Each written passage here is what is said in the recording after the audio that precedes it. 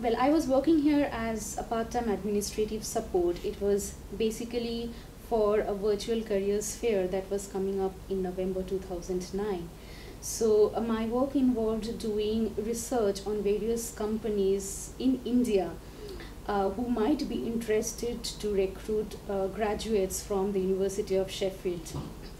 So that's what I was working on. It was basically an online internet research and entering the contact details on the database. How did you find out about that vacancy and how did you apply for it? What was the process? I found out about the vacancy from the vacancy list of the career service website. So after registering here with the career service, almost every day I used to log in and check the list of vacancies available because I was sort of desperate to get hold of a part-time job at that point.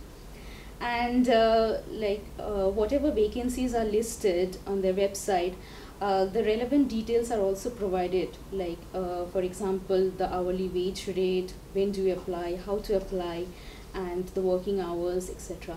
So it wasn't that much of a problem for me because I applied online and I submitted my CV and a covering letter, and I obtained their feedback a week after my application.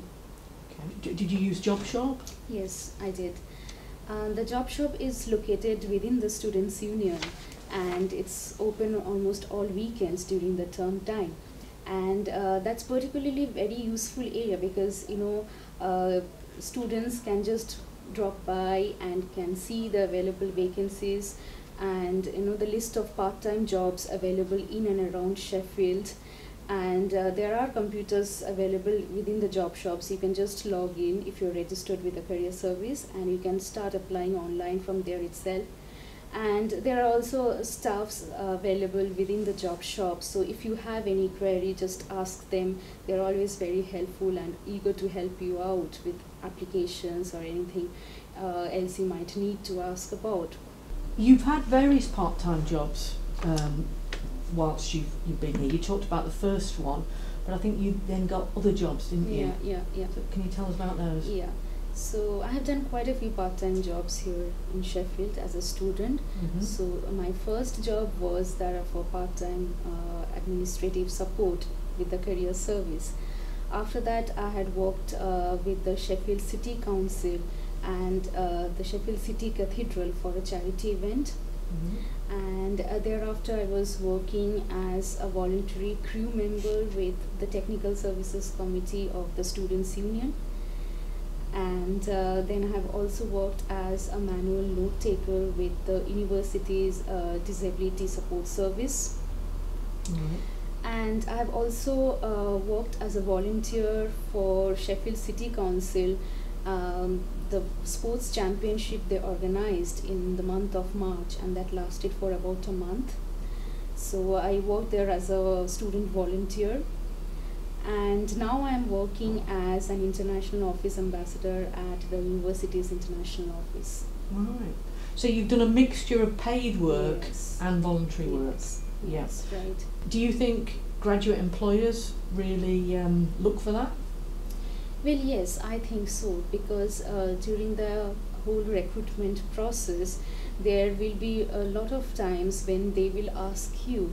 You will be asked to cite different examples from your previous work experiences, and if you have gathered work experiences from different fields, it always helps, and it makes more sense to provide examples from different areas of your previous academic and professional career rather than just citing examples from your academic career. Did you find it hard to balance your time with all the things you were doing? Well, sometimes it was difficult to balance all the work that I was doing, but at the same time I thoroughly enjoyed doing different kinds of work and balancing my studies along with work.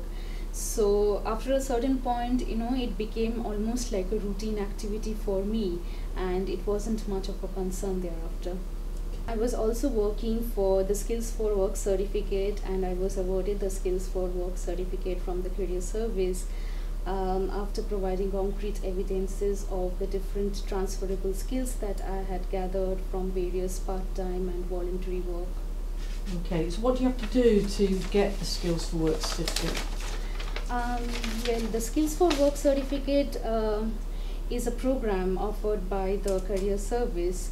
So what you need to do is that first you need to enroll for the program, and you have to attend a brief introductory session, and thereafter it's a matter of submitting different tasks as per their guidelines and conditions on time. And these tasks are assessed by staffs of the Career Service as well as by some of the sponsoring employers. And depending on their assessment, there will be an email acknowledgement that you have succeeded in this particular stage and you're proceeding to the next stage of the award program. And as far as I remember, I submitted around 5 tasks, where basically I had to highlight the different types of skills that I have gathered from working in different areas within Sheffield. So it can be from your part-time or from your voluntary work, and you need to provide examples of the different kinds of tasks that you have completed during these work experiences. And that's the way it was conducted. So finally, after completing all the tasks, I was through an email I was told that yes, I have been successful, and I was awarded this Skills for Work certificate, which definitely enhanced the value of my CV, because most of the UK employers, they recognize these work certificates awarded by different UK universities.